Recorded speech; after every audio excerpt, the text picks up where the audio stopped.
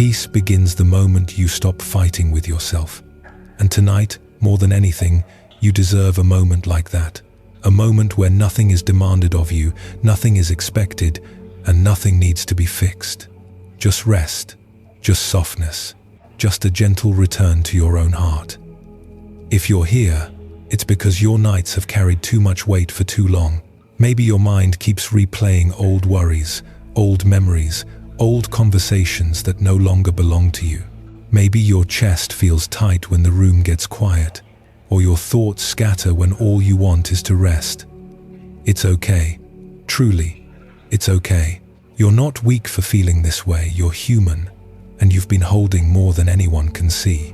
That is why these Buddhist teachings matter. Not because they promise perfection, but because they remind you that even the heaviest storms pass when you remember how to breathe again. Tonight, these words will not judge you, correct you, or push you.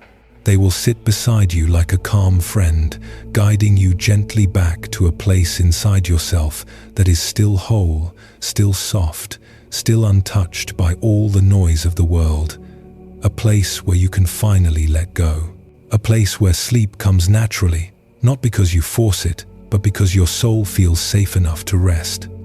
So take a slow breath, feel your shoulders loosen, and allow this moment, just this one, to be the beginning of your healing. Before we step into this teaching together, I want you to slow your breathing just a little. This isn't a chapter to rush through or scan quickly. Think of it as a quiet corner of the evening, a place where you and I sit down together and gently look at the weight you've been carrying in your mind, especially at night, when everything else becomes still. Maybe you've felt it too. That familiar heaviness that rises when you try to rest. The thoughts that whisper, "I should have done it differently. Why did I say that? Why didn't I stop it? Why couldn't I change it?" These thoughts linger like shadows, returning even when the day is long gone. Tonight, I want to offer you a different way to look at them. And we begin with a story simple, ancient, and deeply wise. Two monks once walked together along a muddy path after heavy rain. When they reached a flooded river, they found a young woman paralyzed by fear. Without hesitation, the older monk lifted her, carried her across, set her down gently on the opposite bank, bowed, and continued walking. The younger monk followed in silence, but inside him a storm gathered questions, judgments, rules, fear of wrongdoing. After miles of restless steps, he finally asked, "Master, how could you carry her? We are forbidden from touching women." The older monk looked at him with the clarity of someone who sees life as it truly is, and replied, "I put her down hours ago. Why are you still carrying her?" And here, you must pause not to admire the story, but to see yourself inside it. How often do you keep carrying someone who is no longer in your life? How often do you cling to an old hurt, an old failure, an old moment where you wish you had spoken differently, acted differently, been different? The teaching here is simple and sharp, like a bell that cuts through fog. Suffering is not created by what happened, but by the way you continue to hold it. The past is not real in the way this breath is real. It does not exist anywhere except in the memory your mind keeps polishing. When you suffer from a memory, you are not suffering from the past, you are suffering from your attachment to the past. The Dharma reminds you again and again, everything conditioned is impermanent, everything that arises passes away. But the mind resists this truth. It clings, it rewrites, it replays, it refuses to put down what life already left on the riverbank.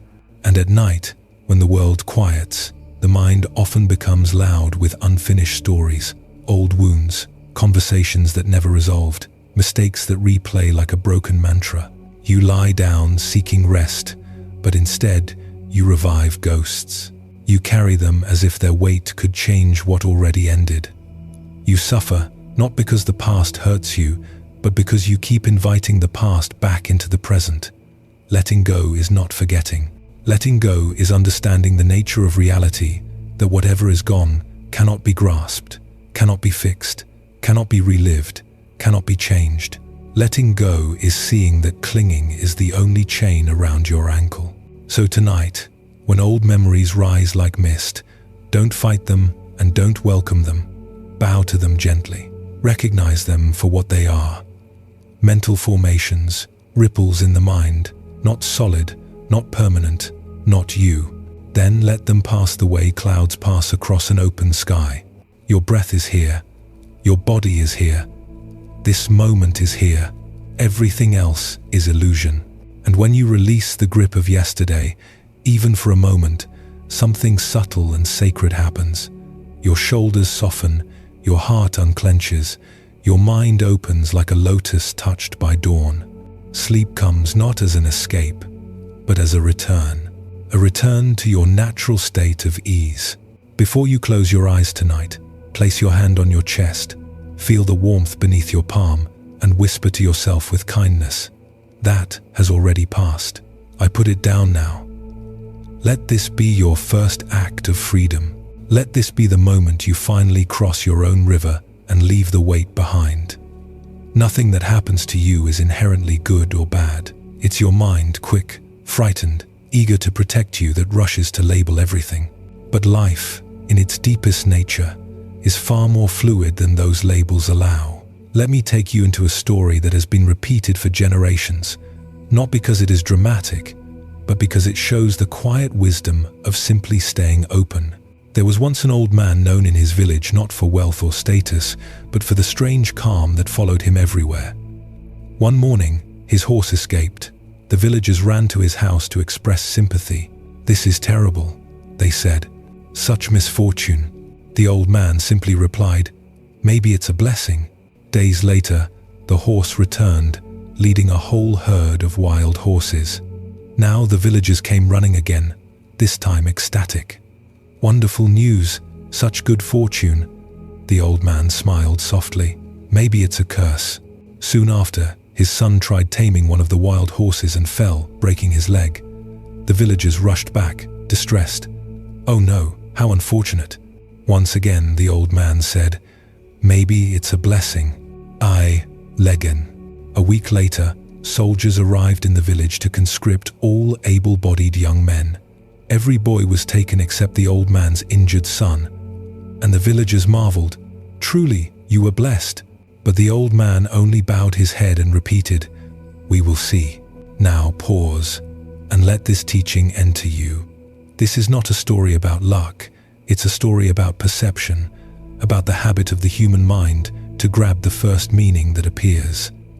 You do this too. When something goes wrong, your chest tightens, your breath shortens, and your thoughts jump into the future, imagining what you might lose, what might collapse, how everything could fall apart. And when something goes right, your mind clings to it with the same desperation, fearful it won't last. But life has never obeyed your labels. It flows according to causes and conditions, always shifting, always transforming.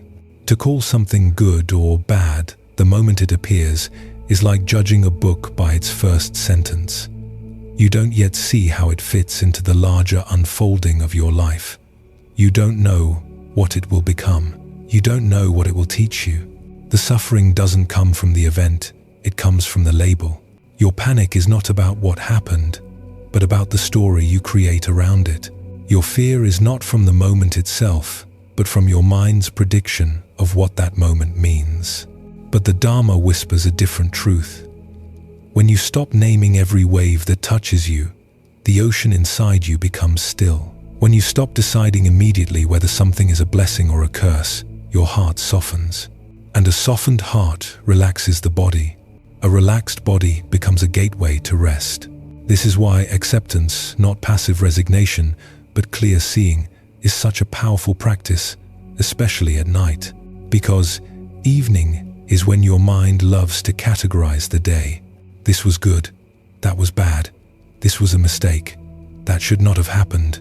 And while your mind is busy labeling, your body cannot let go.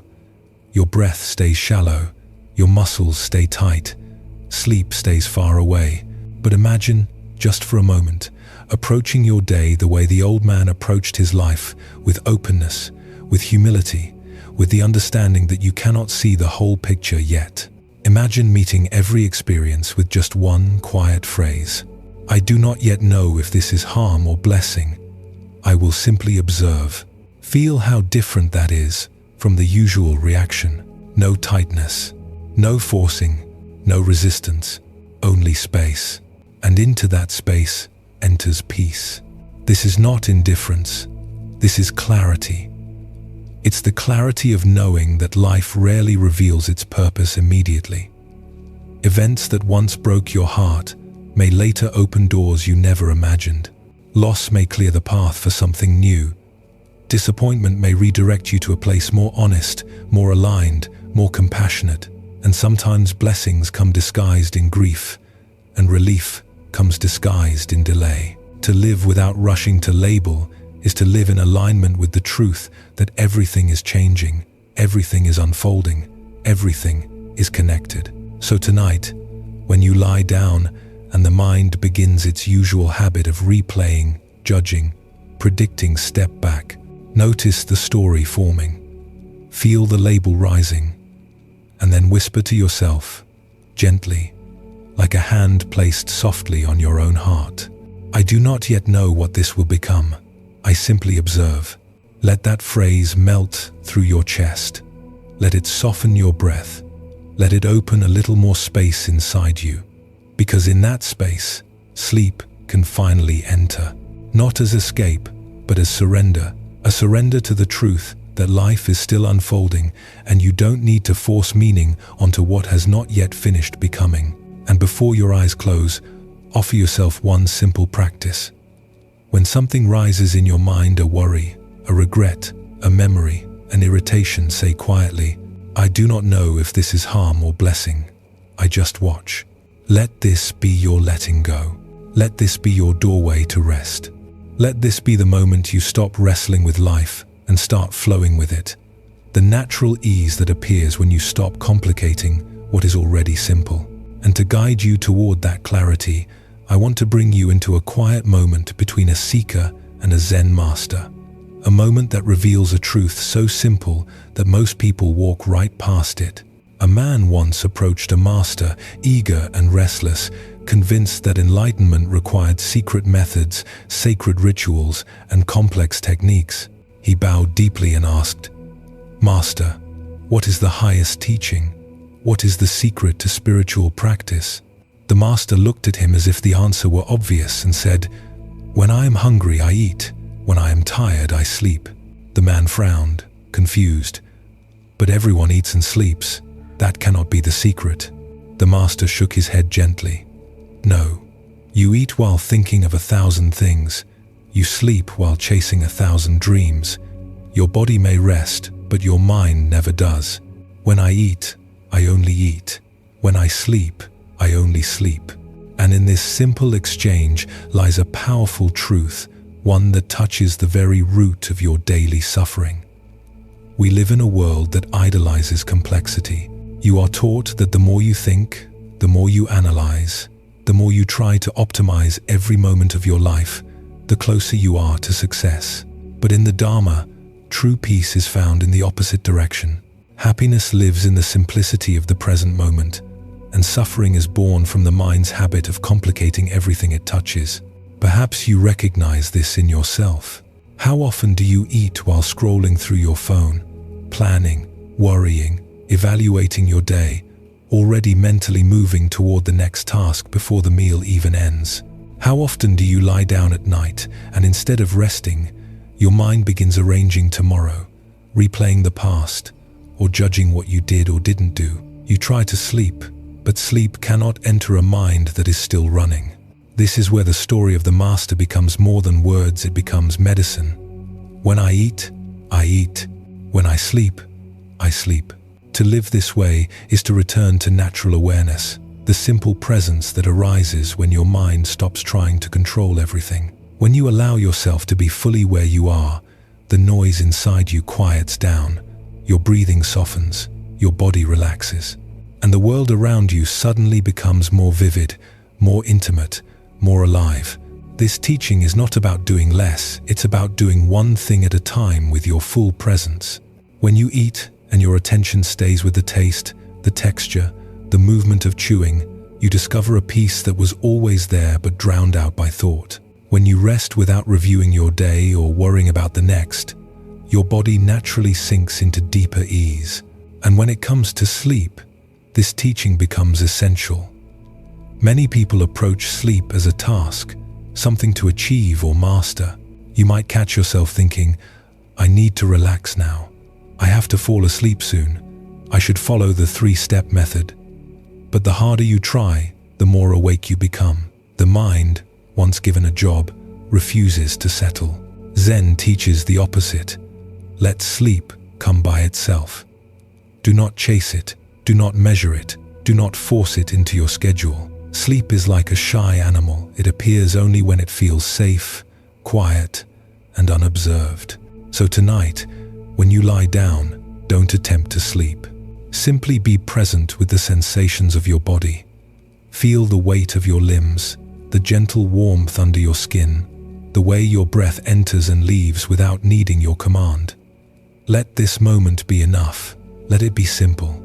If a thought comes, let it pass. If a worry rises, bow to it softly and let it drift away. And before your eyes close fully, whisper to yourself with tenderness, now it is only sleep, nothing else. Say it as if you are reassuring a child. Say it as a reminder of your own humanity. Say it because deep rest is not something you achieve, it is something you allow. And as you settle into the darkness of night, let the simplicity of this teaching cradle you. Eat when you eat. Rest when you rest. Sleep when you sleep. Life becomes soft when you stop making it heavy. And sleep becomes deep when you stop making it difficult. Let me take you to a small marketplace in an old village where an elderly oil seller worked every day. His hands were worn, his clothing simple, and his stall far less impressive than the others. But there was one thing about him that drew crowds. He could pour oil from a heavy ladle into a narrow bottle opening no wider than a coin's hole, with perfect accuracy, without spilling even a single drop. One afternoon, a curious young man approached him. "Old sir," he said, "how do you do this? What is your secret? Is it focus? Is it special training?" The old man chuckled softly and shook his head. "No secret," he replied, "just a steady hand and a mind that stays with what it is doing. I have done this so long that nothing inside me interferes." What he was describing, without naming it, was the state Zen calls no mind. Not the absence of thinking, but the absence of interference. The absence of the constant commentary, judgment, and self-consciousness that disrupts your natural clarity. You may imagine that this teaching is about perfect skill, but it's not. It's about the quiet truth the oil seller discovered long before anyone asked him his secret. True stillness isn't found by freezing your body or shutting out the world. It comes when your inner world stops shaking, even as your outer world keeps moving.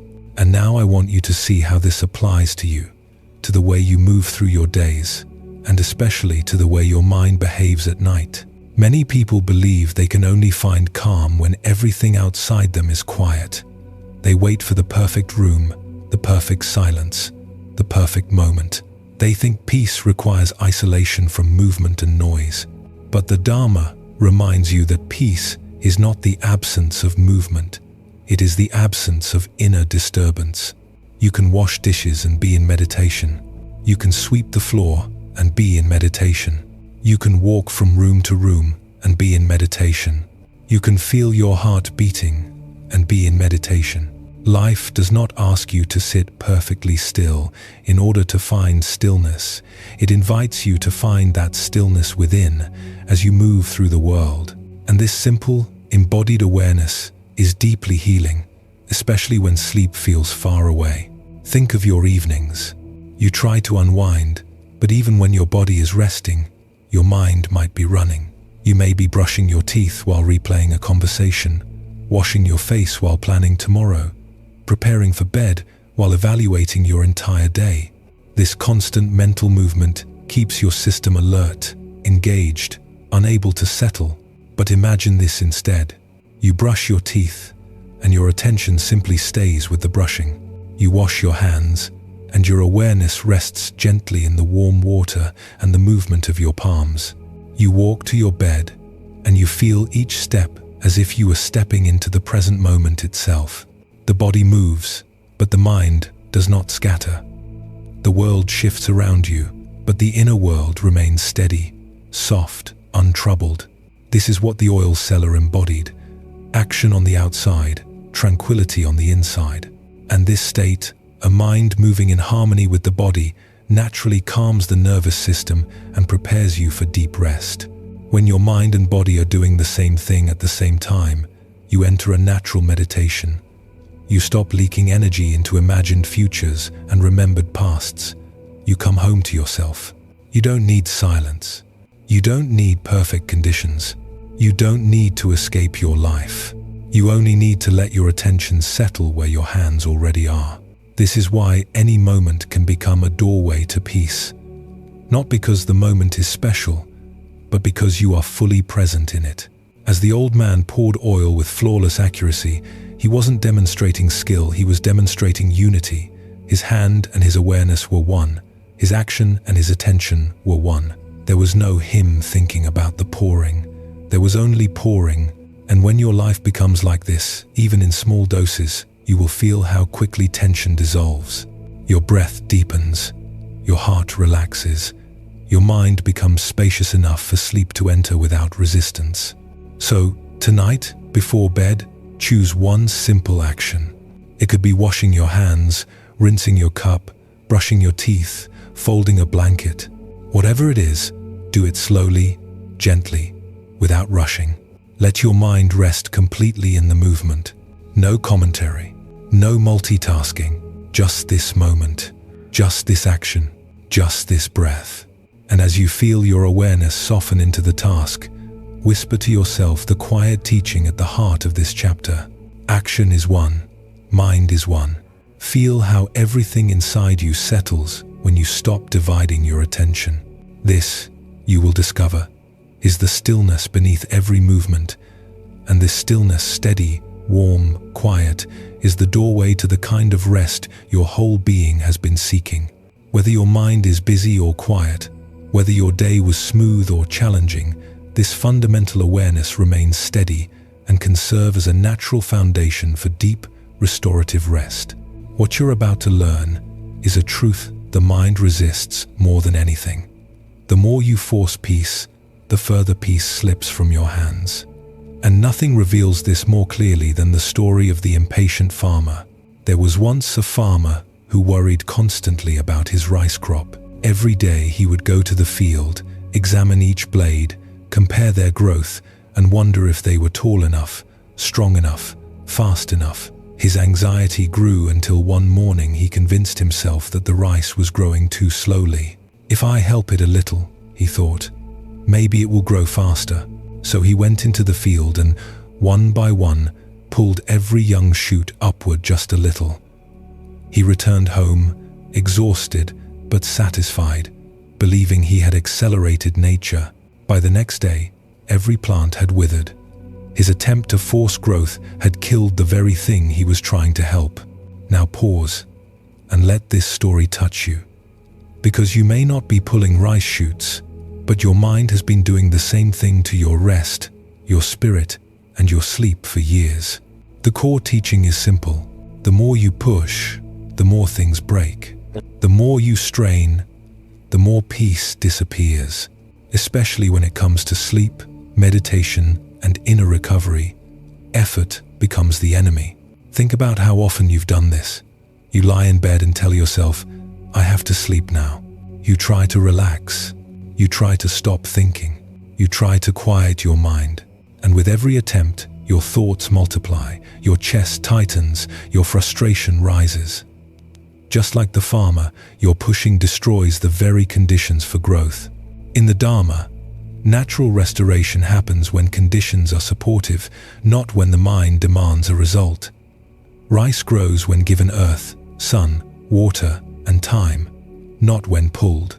Sleep comes when given softness, darkness, breath, and permission, not when forced. But modern life has trained you to chase, to fix, to accelerate, to achieve. Even rest becomes another goal to accomplish, another task to master. And this, you must understand, is why you feel tired even when you rest. Maken self and question. Let me bring this alive for you the way a Zen master once awakened a wealthy merchant named Ikkyu. There was a man named Yamamoto, one of the richest merchants in all of Japan. His warehouses overflowed with silk, spices, and gold. His ships traveled across oceans. His home was so luxurious that even nobles envied him. And yet, despite all his wealth, he felt restless. His sleep was shallow. His mind raced with new plans, new desires, new worries about losing what he had gained. Hearing of a Zen teacher named Ikkyu, who lived simply in the mountains, Yamamoto climbed to seek him. When he arrived, he found Ikkyu living in a tiny hut with walls thin as paper, just a robe, one bowl, a mat for sleeping. And yet the master radiated a contentment Yamamoto had never known. "Master," Yamamoto confessed, "I have everything I ever wanted, yet I cannot rest. I cannot find peace." "Why?" Ikkyu pointed to the sunlight streaming through the window. "Do you own the sunlight?" "Of course not," Yamamoto answered. "And yet you receive it fully," Ikkyu said. "Does its beauty depend on possession?" Ikkyu pointed next to a bird outside. "Do you own its song?" "No, but still you hear it, you enjoy it, and it costs you nothing." The master continued, "You have spent your life trying to own what cannot be owned: peace, happiness, rest. These are not possessions. They arise naturally when the mind stops grasping." End quote. I won. The truth settled into Yamamoto's heart like a stone dropping into a still pond. All his striving had created stress, not peace. All his efforts to control life had suffocated his ability to enjoy it. And you too may be discovering this now. You cannot force sleep. You cannot force calm. You cannot force awakening. Just like the rice shoots, these things grow on their own when the environment is right. As the merchant sat with Ikkyu watching the colors of the sunset shift across the sky, he felt an ease he hadn't felt in years. He realized that nothing in that moment belonged to him. The sky, the air, the warmth, the silence, and yet he was receiving everything fully. Peace arrived not because he earned it, but because he stopped grasping for it. And here is where the story speaks directly to your nights. When you lie in bed thinking, "I need to sleep now," you are pulling at your own rice shoots. When you try to meditate by forcing your mind to be still, you are doing violence to your own inner soil. When you demand that your body relax, you tighten further. But when you create gentle conditions, soft breathing, a quiet room, a mind that isn't trying to win something, sleep appears naturally, like dawn after darkness. This is why, tonight, when your thoughts begin to pull you, I want you to release the need to control the timing of rest. Let sleep come in its own way, in its own rhythm. Let your mind stop grasping. Let your breath be enough. And before you close your eyes, offer yourself this simple phrase, not as a command, but as permission. I allow sleep to come whenever it chooses. I do not pull it. Then lie quietly and observe your breath, the way it rises and falls without your effort. Notice how your body softens when you stop interfering. Notice how your mind quiets when you stop demanding. Rest grows like rice, slowly, gently, naturally. Your only job is to stop pulling. So much of your suffering, especially the kind that keeps you awake at night, comes from trying to control what was never yours to control in the first place. And to understand this deeply, I want to bring you into a story as ordinary as a quiet afternoon on a river, yet profound enough to illuminate one of the deepest truths of the path. There was once a man rowing his small wooden boat across a misty lake. The morning was calm, the water smooth as polished stone. He rowed with a steady rhythm, enjoying the soft sound of oars cutting through water. Suddenly, another boat crashed into his with a loud thud. The impact jolted him, splashing water over the sides. Anger flared immediately. He spun around, ready to shout, ready to defend his dignity. ready to unleash every word his frustration demanded. But then he froze. The boat that hit him was empty. No person steering it. No enemy targeting him. No intention at all. Just a drifting, ownerless vessel carried by wind and current. And instantly, his anger dissolved. He laughed at himself how quickly he had been ready to fight an enemy that didn't exist. This is where the story becomes about you. Because life constantly bumps into you with its own empty boats. People forget things. Someone snaps at you because they're drowning in their own worries. Plans fall apart because of conditions far beyond your control. Accidents happen without intention. Words slip out because someone else is tired, frightened, distracted, or overwhelmed. Yet your mind, swift, defensive, conditioned by years of self-protection, turns every impact into a personal attack. He did this to me. She disrespected me. They made me feel this way. But the truth the Dharma reveals is simple. Most of the boats that hit you are empty. Not empty of consequences, but empty of intention. They were never aimed at you. They were never about you. And when you look closely, you discover that your suffering didn't come from the situation itself. It came from the story your ego built around it.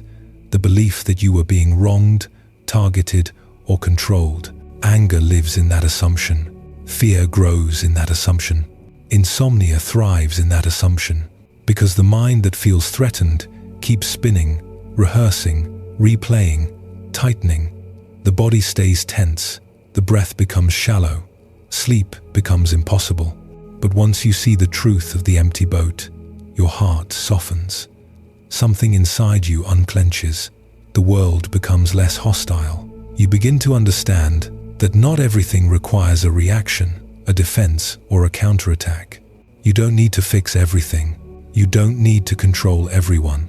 You don't need to turn every inconvenience into a narrative about your worth.